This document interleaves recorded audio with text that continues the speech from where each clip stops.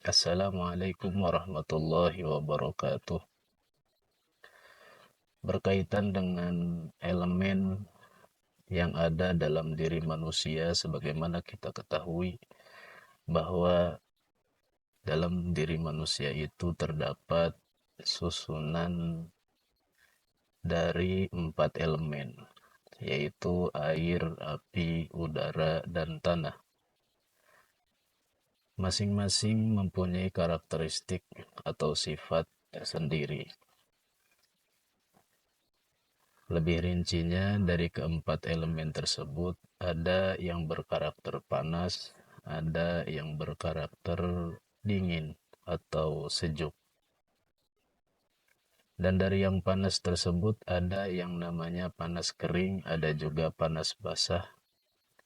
Yang dingin juga seperti itu, ada yang dingin kering, dan ada juga yang dingin basah. Nah, berdasarkan sifat daripada elemen yang empat, ulama memberikan nama pada elemen-elemen yang dominan tersebut. Karena memang setiap manusia itu, dari keempat elemen yang ada dalam tubuh manusia itu, tidak semuanya seimbang. Ada kalanya yang dominan itu seperti elemen api, ada kalanya yang dominan itu seperti elemen udara, dan seterusnya. Nah, di sini faslun fil akhlatil arba'ah, dalam kitab Ar-Rahmah fi Tibb wal Hikmah, diterangkan tentang pasal kaitan dengan campuran daripada elemen yang empat.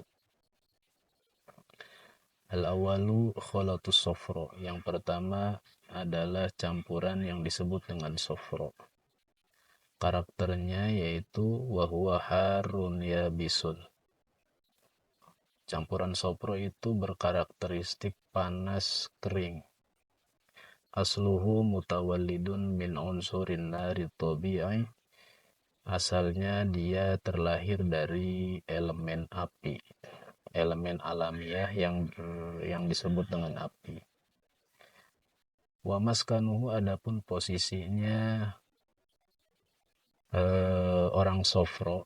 Jadi istilah orang yang dominan daripada elemen api disebutnya orang-orang sofrowi. Itu letaknya minal insan, dalam diri manusia itu adalah al-miroroh, berada di bagian empedu. Wasani, dan yang kedua kholatud dam, yang disebut dengan campuran darah atau kholatud dam. Wahwa, karakter daripada kholatud dam adalah harun rutbun, dia panas basah. Panas basah. Asluhu mutawalidun min unsuril hawa at-tabi'i. Asalnya terlahir dari unsur atau elemen udara, elemen alamiah udara. Itu.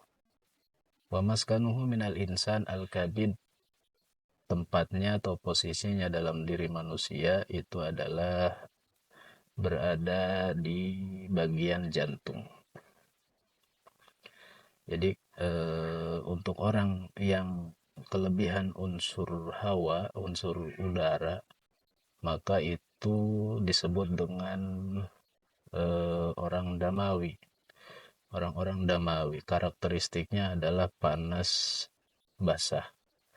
Nah, lokasinya, tempatnya atau titiknya berada di bagian jantung. Dan yang ketiga disebut dengan kholatul balgham, campuran balgham. Wahwa, yang disebut dengan kholatul balgham itu adalah baridun rutbun, dia sejuk basah. Sejuk basah. Asluhu mutawallidun min unsuril ma'i, asalnya dia terlahir dari elemen air atau tabi'i yang bersifat alamiahnya. Wa maskanuhu minal insan ar-ri'ah, posisinya dalam diri manusia itu berada di paru-paru. Nah, ini untuk orang golongan balghami namanya itu anasir yang paling dominan adalah unsur air atau elemen air. Karakteristiknya yaitu baridun rutbun, sejuk basah. Dan untuk yang keempat, warabi'u khalatus sauda. Bagian keempat itu ada yang namanya campuran sauda. Orang-orang yang eh, orang-orang yang kecenderungan mempunyai karakter ini disebut orang-orang saudawi. Sifatnya yaitu baridun yabisun, dingin kering atau sejuk kering.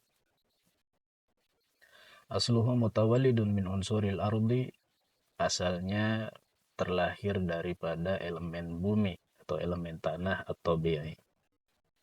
Wa maskanuhu minal insan at-tihal, dan posisinya di dalam tubuh manusia itu adalah at-tihal.